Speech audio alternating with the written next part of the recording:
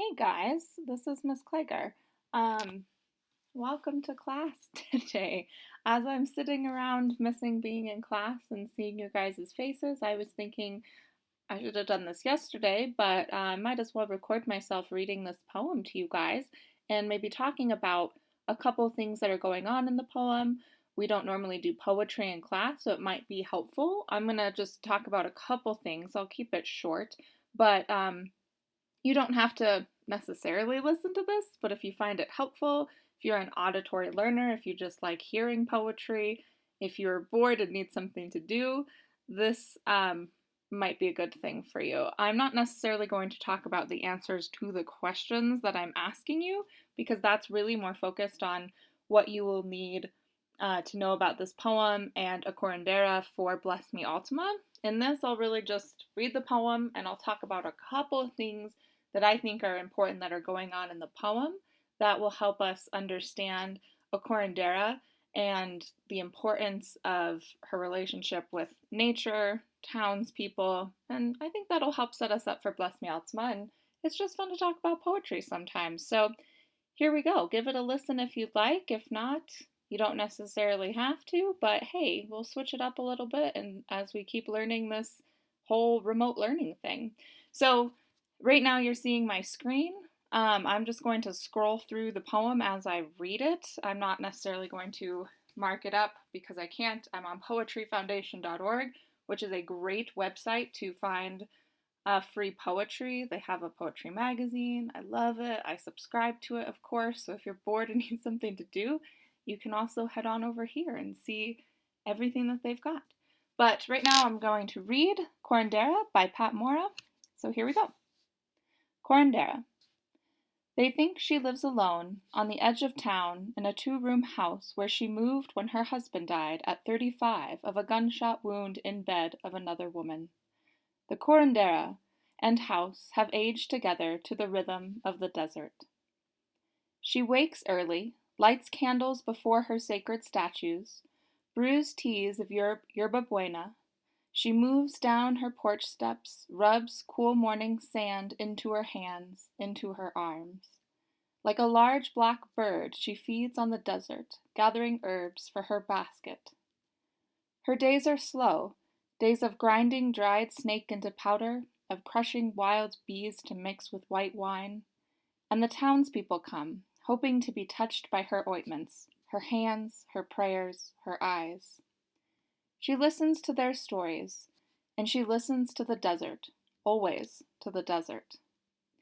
By sunset she is tired. The wind strokes the strands of long gray hair, the smell of dying plants drifts into her blood, the sun seeps into her bones.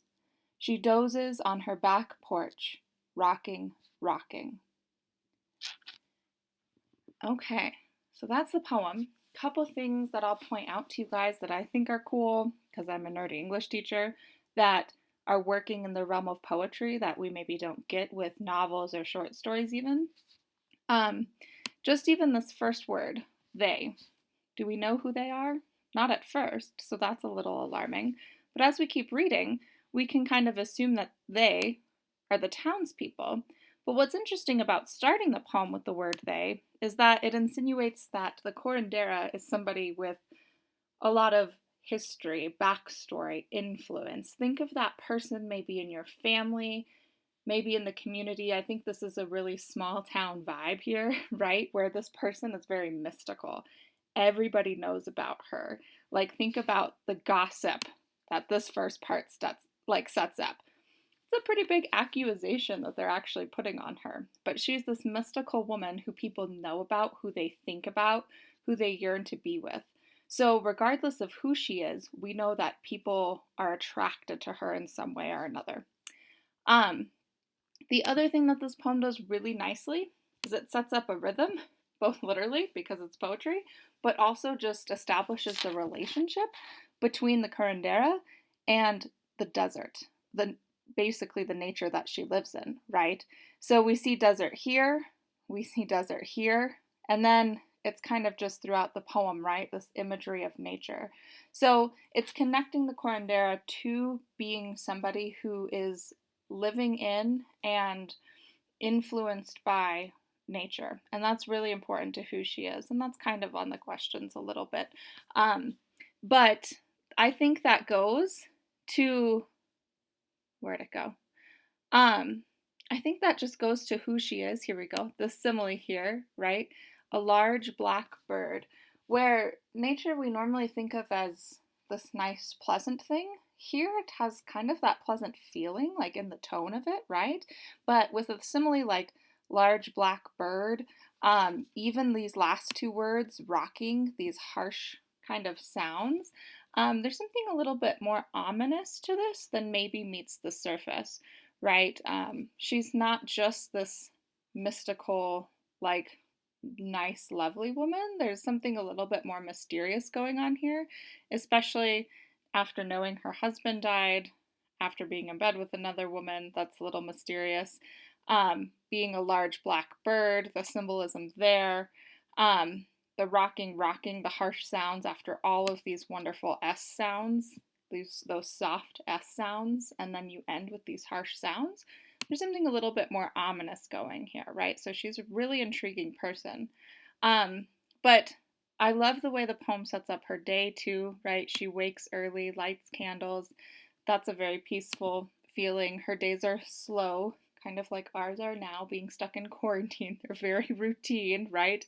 But hers is all about ointments, cures, herbal medicines, things like that, right?